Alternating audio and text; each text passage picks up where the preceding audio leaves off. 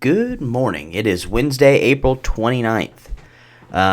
This week, we are talking about wonder, awe, passion, and kind of how, if we haven't necessarily experienced those things in a while, how we can experience them, what we can do. The story we're going to look at today is a little bit of a different story, but it'll hopefully tie in. We're all created differently. We were all created by the same God, but we all like different things. I think we all experience wonder in different ways. Some of us are outdoorsy people. Maybe you go on a hike, you connect with God. One of my good friends has, hiked the Appalachian Trail and then hiked the Pacific Crest Trail. To be honest with you, I couldn't see myself doing either of those things. Don't judge. We all find that passion in different ways. I will say though, and this will go for everybody who kind of knows me and knows that I'm an indoor cat. I like the AC. It was created for a reason, as I say. I'm very spoiled when it comes to that. So I will say, though, one of my favorite places that I experience wonder and passion and things, and sadly it is closed now, is Rockcliffe. One of my ultimate favorite youth ministry memories is the summer of 2016 of getting to take, this group by ourselves to Rockcliffe. We had 35 campers. We had 10 adults. And, sadly by, the next year it was closed. But I grew up going to that camp and getting to spend a week in the mountains, getting to spend a week, really in the midst of God's creation when you've grown up in Kansas your whole life, was always a week I looked forward to. And it didn't, even though I was, probably 30 at the time, late 20s, early 30s, the last time I went to Rockcliffe, I still had the same feelings. That is one of my favorite places. Maybe you like the beach. Maybe you're one of those people who likes a sunrise or a sunset. And I've done the sunrise at the beach. Not a fan. I'm always thinking it's way too early to be at the beach. But you might feel that way. Some people are into science. Others are more artistic. Some just like different things. Maybe it's sports, whatever it is. We're created differently. We enjoy wonder and we're passionate about different things. And maybe what I just listed, none of those things make you feel that way. So my question is, what does? How do you experience wonder and passion and desire? What gets you outside of yourself and points you to someone bigger? I think for me, another one, it's just life. Life always brings me to a place where I realize how limited I am. Just a couple of years ago, I was in a little bit of a tough place personally. I'm not going to go into it. But, I would sit in service and I would hear sermons about a God who, wants to be my friend. I would sing songs about that, about a God who's famous, about a God who wants to, spend time with me, who loves me unconditionally. But I felt like I didn't really need that kind of God that day. I needed someone bigger. And the thing is, life is hard at times. There are times when that God who is your friend, is what you need to experience. But then there are times that, maybe you need God who's bigger than that. But at the same time, it's scary because that kind of God seems outside of your control. You don't necessarily know if you can trust God. You don't know if he's going to do something that doesn't meet your expectations. And so the story we're looking at is in 2 Kings chapter 4 in the Old Testament. It's a story that, you can kind of get overread in this book. But it's a story about a woman who was afraid to trust and hope.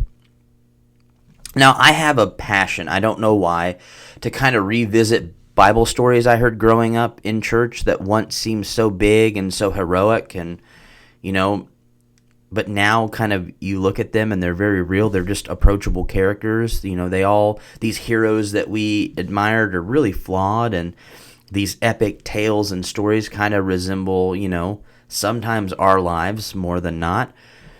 But the woman that the Bible described here is the woman from Shunem. I don't even know if I'm pronouncing that right. But it is one of my favorite Old Testament stories. This woman and her husband recognized that Elisha was a man of God and that God was using Elisha to impact their community. So they decided they wanted to be a part of all this by offering what they could. So they set up a guest room for Elisha. So when he traveled back through their town, he would have a place to stay. He was welcome at any time. And so Elisha's so moved by their generosity that he asked her if there was any way he could repay the favor.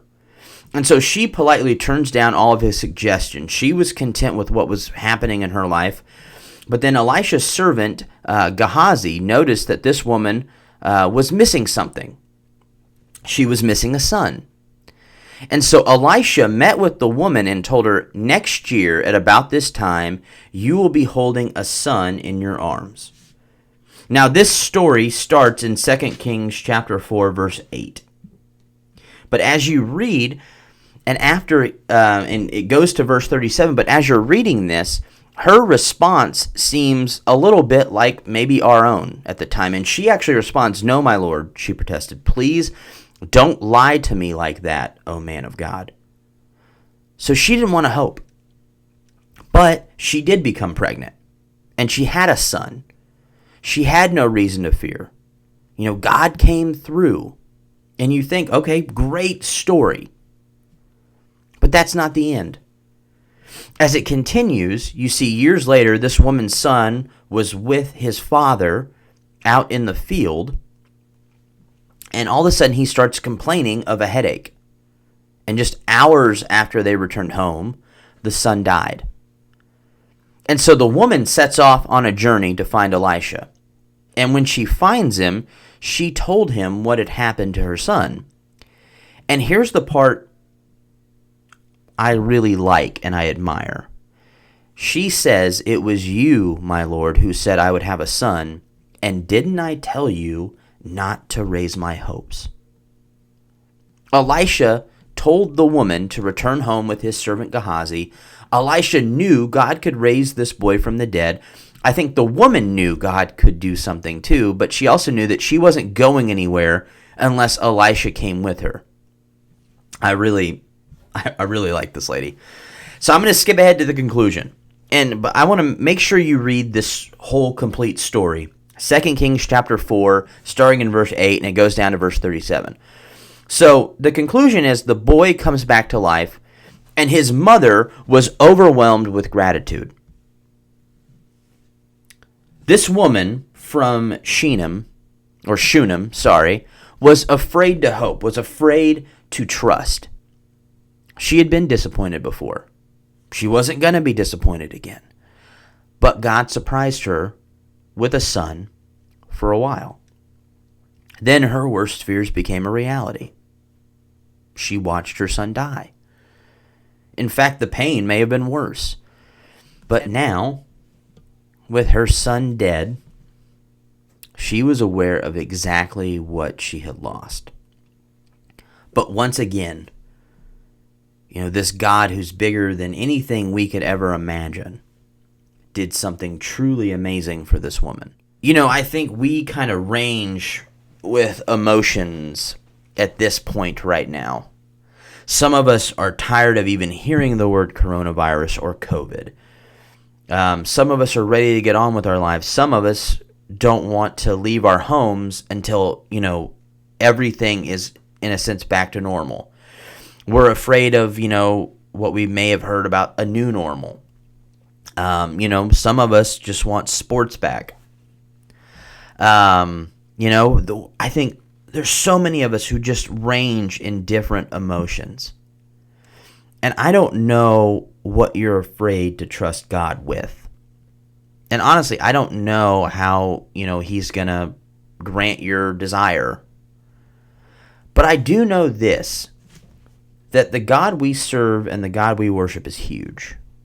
He's bigger than you and I could ever realize.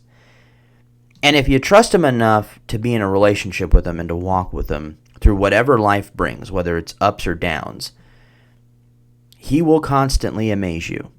I think it's important to embrace that sense of wonder. To embrace that passion, to embrace that desire, even if we're terrified of what it may bring. And so I hope and I pray that whatever you're going through, that you realize that God is there for you and that you can continue to go to him and you can continue to trust him. We will talk more about this topic tomorrow and Friday, and I hope that this is encouragement with you, and I'll see you later.